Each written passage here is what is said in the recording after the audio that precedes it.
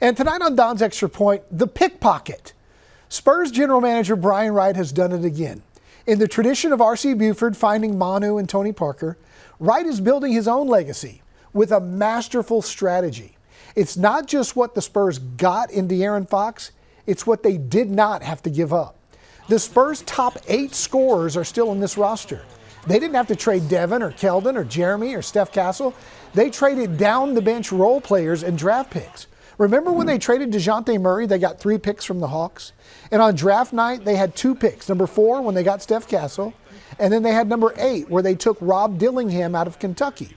But he was a Spur for about 5 minutes, and then they traded him to Minnesota for a first-round pick in the year 2031. Spurs fans went crazy. 2031? What are we doing? What are we doing picking 2031? That kid's in the 7th grade right now. But all along, Brian Wright had a plan.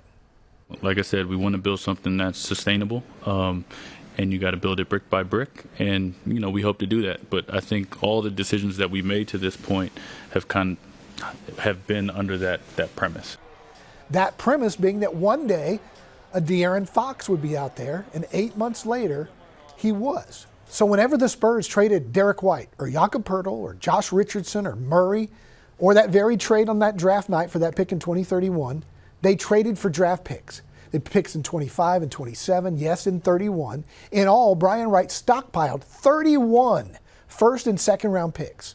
And last night, when the time was right, he traded 7 of those for an all-star point guard. He didn't have to give up Steph Castle or Vassell.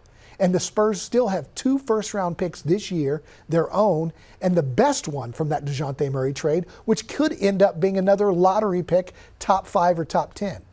While other GMs panic or knee-jerk, Brian Wright has been the man with the plan. And teams like Atlanta and Chicago and Sacramento, they're left checking their pockets because they've been masterfully picked. That's my point. Let's hear yours at Don Harris 4 on Facebook, Instagram, and Twitter.